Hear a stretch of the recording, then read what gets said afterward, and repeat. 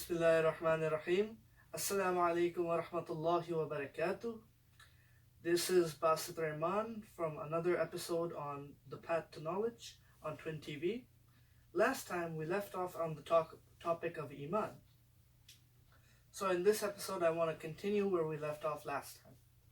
Last time I left off on the note that a person, a believer with Iman, when they have the right intentions and they work hard towards them, a person with that Iman can never be a failure. And oftentimes nowadays we really like to hear references on things. We would like to hear a reference on any point that we make. So first and foremost, I want to give some reference to what I said last time and give some supporting evidence on that.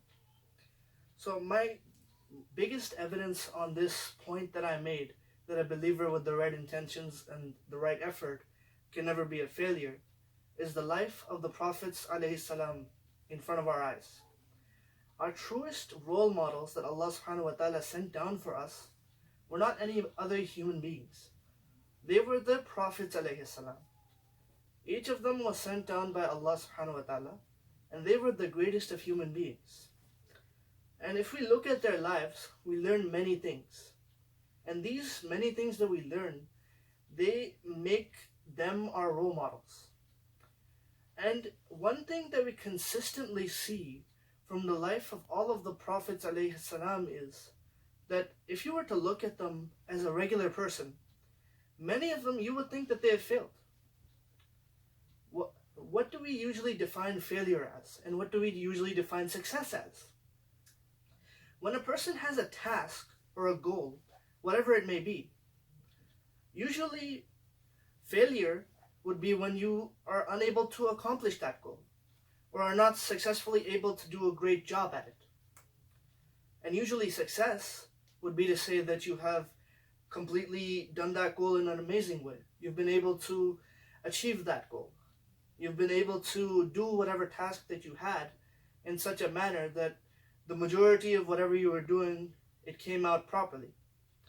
But when we look at the lives of the Prophets ﷺ, what was their task? They really only had one task that Allah subhanahu wa ta'ala gave to all of the Prophets. And what was that main task? To give a message to all of humanity about this kalima, La ilaha illallah. In whatever time period they came, the Prophets ﷺ, they gave this same message.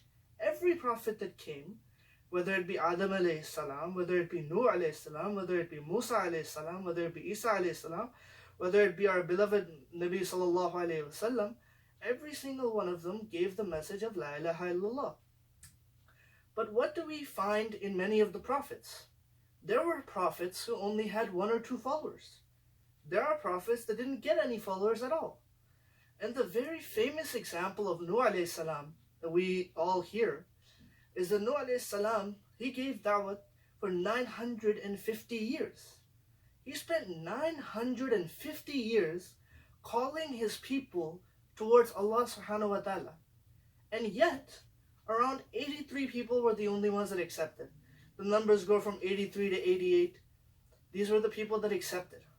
Now, if you were to look at that in human terminology, regular human mindset, Nuh alayhi salam failed. That's what people would say. Like, look, you have the entirety of humanity and only 83 people accepted? Generally, you would call that a failure. But the reality was, we all know that Nuh alayhi salam was a successful one.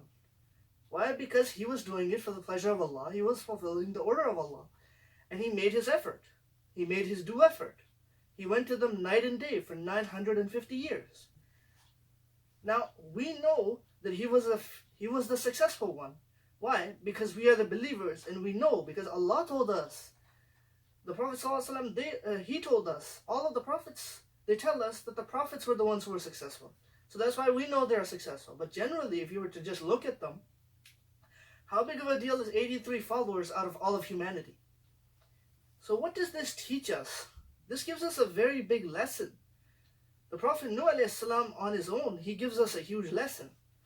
That as a human being with Iman, when we do our task, whatever task we may be doing, in front of the people, it's possible we may be failures. Nuh alayhi salam, in regards to his own people, people thought he was a failure. Only 83 people accept. But we know that he was successful. Why? Because he did it for who? For Allah. Because he put in effort for who? For Allah. And his sincere intentions were for who? For Allah. So now we learn from Nuh alayhi salam that the same concept applies to us as well. When we work towards any cause, whatever that may be, if we have the true sincerity that we are doing this for Allah subhanahu wa ta'ala, that my end goal is the pleasure of Allah subhanahu wa ta'ala, then whatever task we are doing, even if it may seem like to the world that we are failing, the reality is there is no such thing as failure for us. Why? Because Allah has described failure and success for us. Allah tells us that the failed ones are those who enter the fire of hell, and the successful are those who enter the gardens of paradise, who please Allah subhanahu wa ta'ala. They are the ones who are the successful ones. And what does Allah really ask of us? Allah subhanahu wa ta'ala, He does not ask that much of us if we really think about it. The reality is, we tend to think of deen as a very difficult and complicated thing. But we fail to realize that Allah isn't asking too much from us. Allah subhanahu wa ta'ala, He really just wants us to make an effort. He wants us to sincerely make an effort to go closer to Him, to make an effort to follow certain things, to make an effort to do certain tasks. And when we do that, even in the eyes of the world, we may not be that successful. For example, let's say a person, he makes the intention that I'm going to start a business and I'm going to make millions of dollars for the sake of Allah, so I can spend that money on my family, and so that I can donate that money in charity, so that I can build mosques, so that I can feed the poor. These are very good intentions. Now that person, he works hard. Now that person, he avoids all of the haram that he could do. He knows that if he gets loans, he pays interest, he deals with interest, there's a chance he'll make more money. But he knows that the money isn't the end goal. The end goal is what? The pleasure of Allah subhanahu wa ta'ala. So now, that person, he may end up actually making less money and not actually reach the goal of becoming a millionaire. But because he was sincere, he worked hard, and he avoided the haram, he's actually the one that became successful. Even though he didn't make the millions of dollars, but in the eyes of Allah, that person is successful. Why? Because he avoided the haram, he had the sincere intention, and he worked hard for the sake of Allah subhanahu wa ta'ala. Following that same idea, a lot of times we have these situations where we think that the only way for us to move forward is to compromise on deen. We think that, if we don't do this, then we're going to be messed up. If we don't leave a house for our kids, or we don't do this, or we don't make this amount of money, we don't do this or that, we're failures. We think of success in terms of money. We think of success in terms of bank balances. But the reality is, none of that is success. Wealth is not success. Fame is not success. The only success is the pleasure of Allah subhanahu wa ta'ala. So, ending off on that point, and moving forward on to the next point on Iman that I want to continue on, is that failure and success are not the way that we define them generally, but rather they are how Allah subhanahu wa ta'ala defines them. And this is something that we learn from the Prophet ﷺ, that we learn from the Sahaba Ikram radiallahu anhu, that we learn from the Tabi'een, that we learn from their students, and so on and so forth. And every successful Muslim throughout all of history, we learn this same lesson, that it's not always about reaching that goal. That goal is just a means to an end.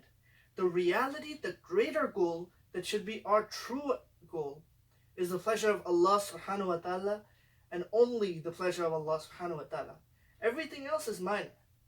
As long as we work towards it, as long as we get Allah, then we have succeeded. But if we deviate from that, and we think that no, the goal has become more important, and we just do whatever it takes to get to that goal, then we have failed, regardless of whether we achieved it or not. Now we have failed. So ending off with that, next time I want to talk a little bit more about the importance of Iman on a different level. I know I've been talking on things that are generally not what we associate with Iman for the past couple of episodes. In my next video, I want to inshallah talk a little bit more about some of the virtues of Iman, some of the spiritual benefits of Iman, and the smallest value that Iman has. So inshallah, with that I'll end off. Assalamu alaikum wa rahmatullahi wa barakatuh. Assalamu alaikum guys. If you enjoyed this video, like, comment, share, and subscribe to our channel. And don't forget to press the bell icon so that you get all of the notifications for all of our new videos. Assalamu alaikum wa rahmatullahi wa barakatuh.